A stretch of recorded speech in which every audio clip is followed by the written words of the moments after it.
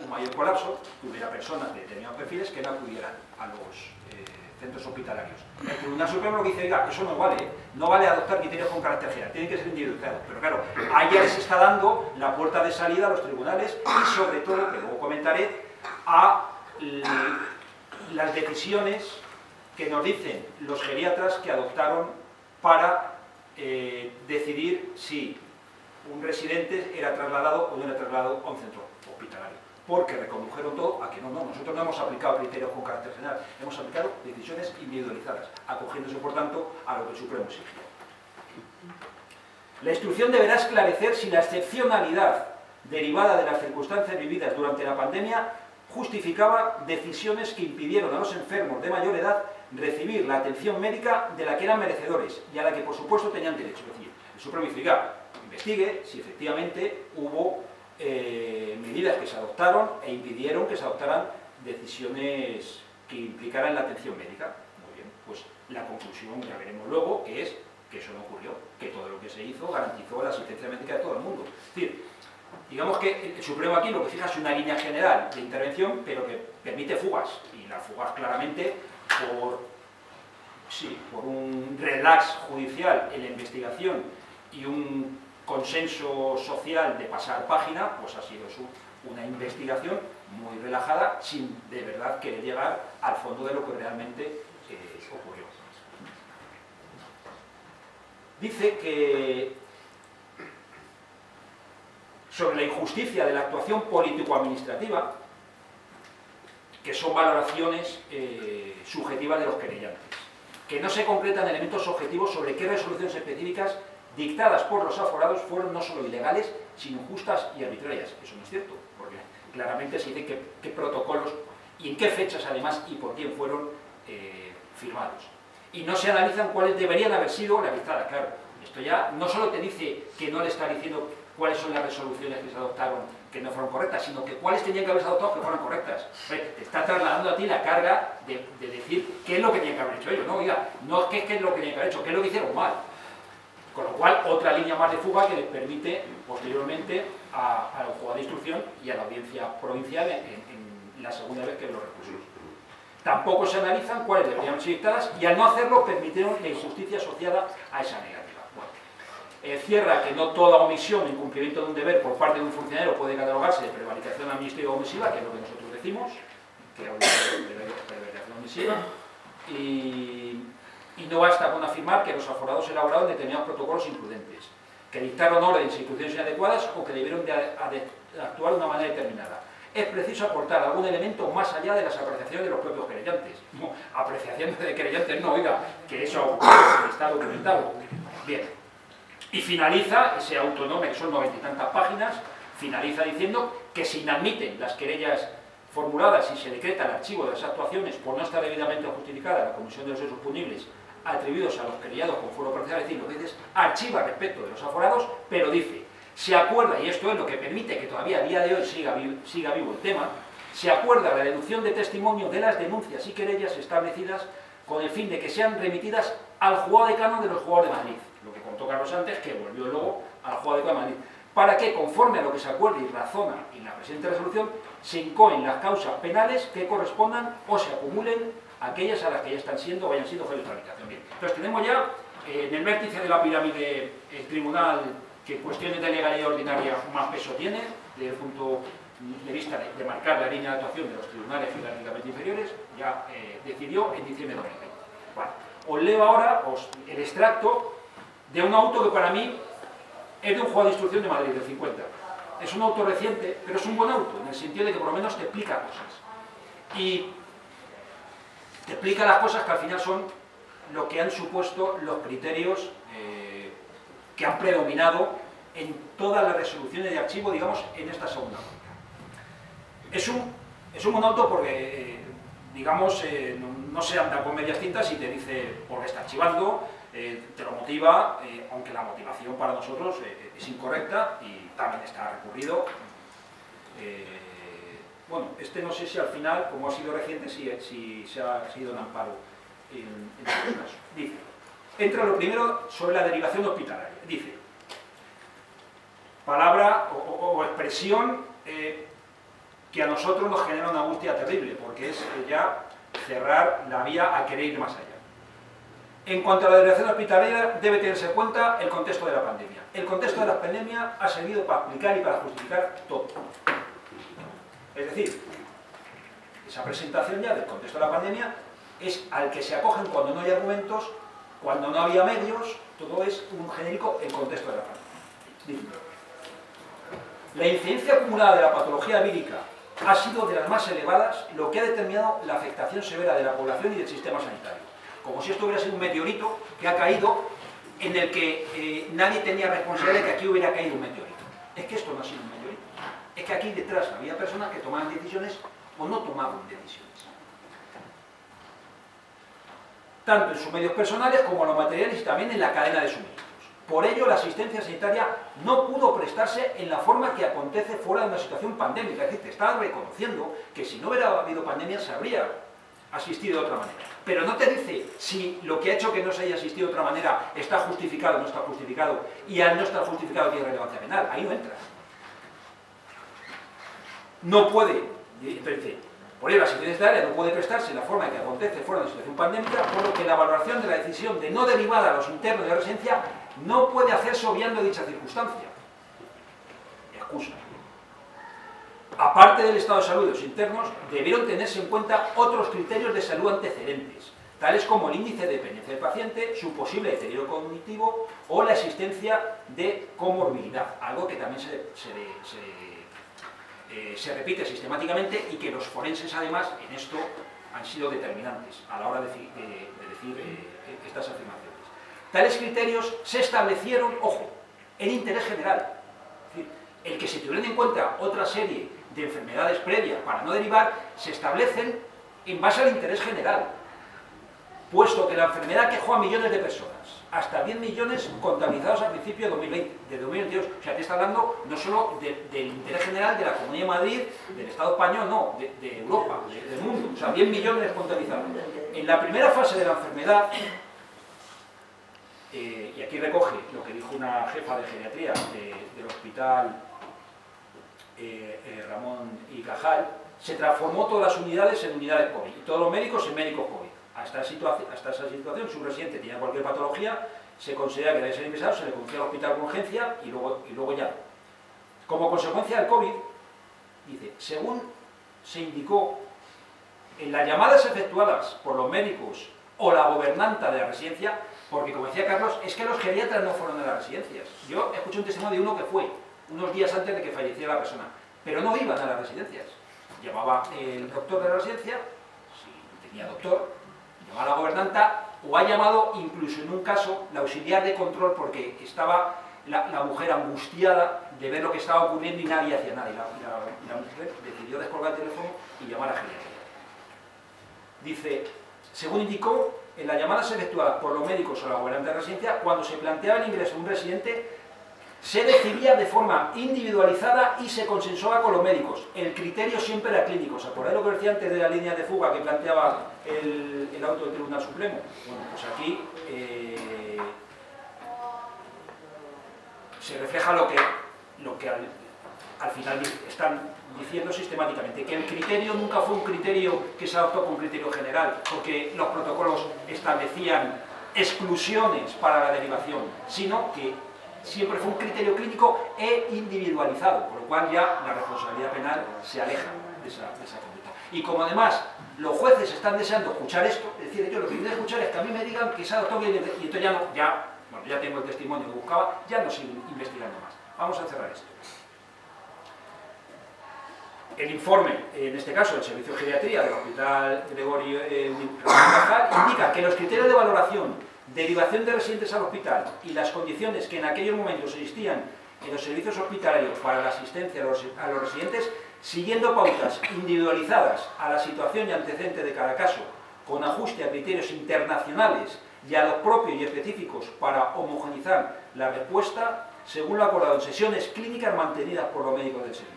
Debe tenerse en cuenta, además, que se produjo un desabastecimiento no solo de material de protección de los sanitarios, sino de los aparatos y medicamentos necesarios para tratar la enfermedad y que todos los hospitales estaban sobresaturados de tiempo. Señoría, hicimos lo que pudimos. Y su señoría matiza, y el médico forense le dice, señoría, si hizo todo correcto, carpetazo.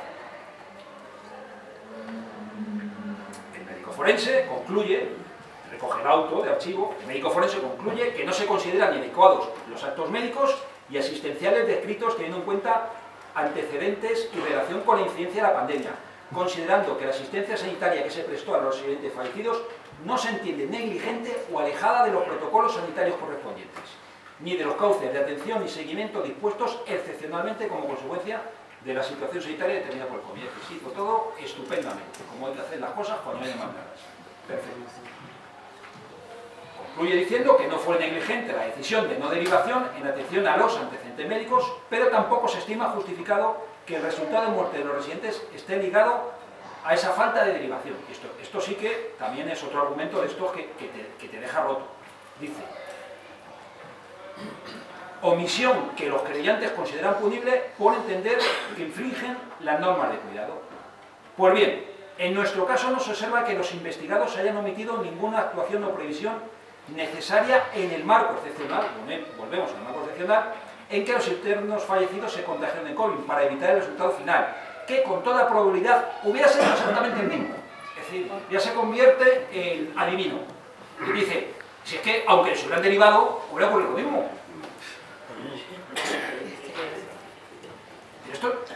Pero es que esto, insisto, esto no es una resolución aislada, que esto es la argumentación que se viene repitiendo. Ya que el estado previo, patocrónico de los residentes, con una alta probabilidad hubiera imposibilitado el tratamiento médico que se podía suministrar a los pacientes por COVID ingresados al hospital. La intubación, largos ingresos en UCI, en posición prono, con tratamientos farmacológicos inicialmente no protocolizados por desconocimiento del virus. Por consiguiente, la no derivación no aumentó ilícitamente el riesgo que se pudiera crear de tal decisión, ni creó un riesgo no permitido. Los geriatras, la mayoría de los geriatras, a los que yo he podido tomar declaración, confirman esto y ellos utilizan el concepto de que la derivación no hubiera supuesto un mayor beneficio para ese residente. Su situación no hubiera sido más beneficiosa dado todo el estado patocrónico previo. Pero aunque los pacientes hubieran podido recibir tales tratamientos, previsiblemente no hubiera impedido el resultado de muerte, que es consecuencia del virus, el estado previo y la alta mortalidad de ancianos a causa de la enfermedad. Toma. Es decir, la causa de tu fallecimiento también lo es el hecho de la alta mortalidad de ancianos a causa de la enfermedad. Es decir, una estadística, como está recogiéndose la estadística, que fallecen muchos ancianos, aunque usted lo hubiéramos derivado a un hospital. Incluso aunque usted lo hubiera, por eso lo dice, aunque usted lo hubiéramos derivado a uno de los hospitales que dice que eran los privados, que tenían medios suficientes, lo más probable es que usted también se hubiera muerto. Y se quedan tan anchos. De lo actuado no resulta ningún indicio de desamparo o desatención de los residentes fallecidos. Nos comentan muchas veces que por qué insistimos tanto en el homicidio y no en situaciones de desamparo. Bueno, si de la instrucción se derivaran elementos de desamparo, se podría ir perfectamente por ahí. Y de llegar luego a la calificación de los hechos, pues se califica por desamparo. No hay ningún problema. Pero es que ni tan siquiera te dejan a nadie entrar en desamparo. Esta reflexión en el auto es muy evidente. De lo actuado no resulta ningún indicio. No te dice indicio sólido, no, ningún indicio de desamparo o desatención de los residentes fallecidos. Se vuelve a empatizar con los familiares, dice, es cierto que los creyentes no pudieron acompañar a sus familiares durante la enfermedad hasta el fallecimiento, pero tal limitación, muy dolorosa, estuvo justificada por una razón de salud pública. Que hayan sufrido falta de información que hubiera deseado por parte de la residencia sobre el estado de salud de sus progenitores, una información necesaria, correlativa a la angustia y preocupación por lo que les estaba ocurriendo sin posibilidad de acompañarlos. La comunicación podría haberse mejorado, pero debe tenerse en cuenta lo vivido en ese momento. Y otro argumento de los que a uno le remueve todo.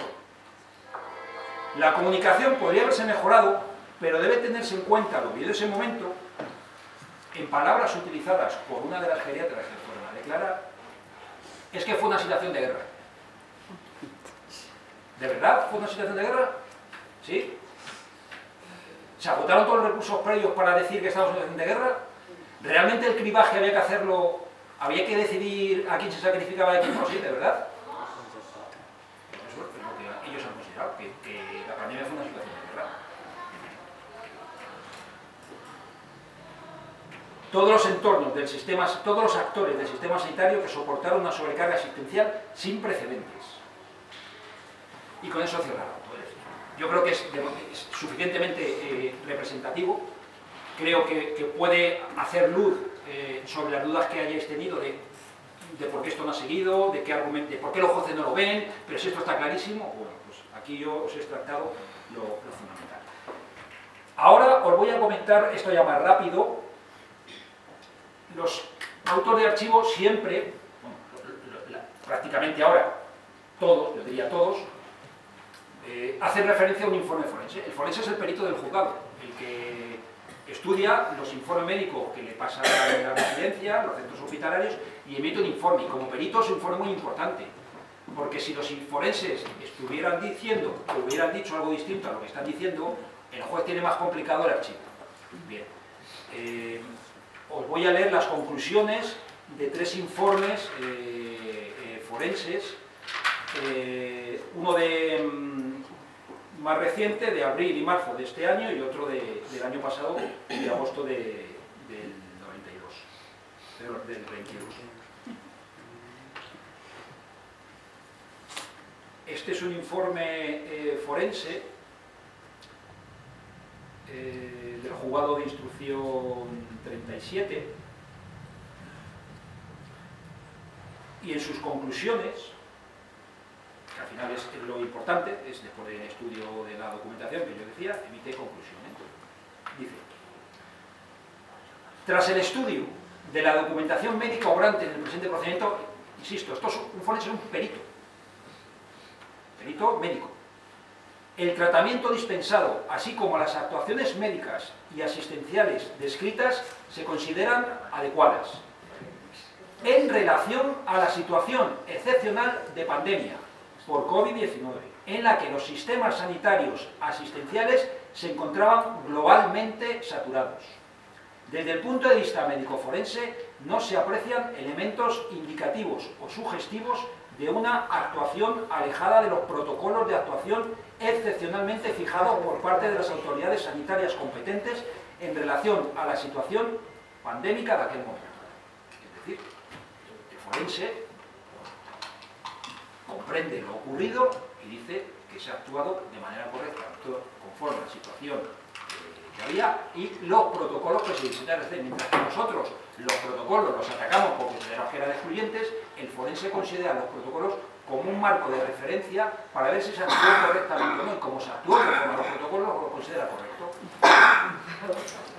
¿Ves? O sea, es un contraargumento, en realidad, ¿no? Es algo contrafáctico. Otro informe.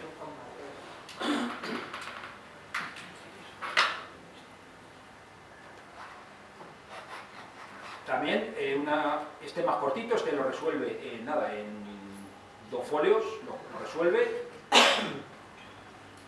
Dice: conclusiones. La causa de fallecimiento de doña tal se certifica como paro cardíaco por infección respiratoria aguda. Se establece muerte con COVID-19, lo cual se supone, ya que no consta prueba diagnóstica. Claro, no tanto caso que no hubo pruebas. Que considero que doña tal fue debidamente atendida con adecuación a la lex artis. La lex artis, que es el bocardo latino que decía Carlos antes, es la práctica del oficio, la lex artis, el arte de la ley en ese caso, ¿no? La ley que hay que aplicar en el oficio correspondiente. Aquí actuaron correctamente, tanto por los sanitarios de la residencia como por el hospital de referencia, dada la situación sanitaria especial y grave de la que nos enfrentamos todos en aquellos días. Carpetazo al asunto. Y el último que os comento, para que tengáis así una visión también más amplia de lo que los forenses han hecho en todo esto, unas conclusiones muy esquematizadas también. Don Tal presentó un cuadro de fracaso multiorgánico. La asistencia y cuidados médicos prestados en la residencia se ajusta en todo momento a la lex artis. No se hubiera beneficiado de una derivación hospitalaria. Telegráfico, pim, pim, pim. ¿Vale? O sea, algo. Y ya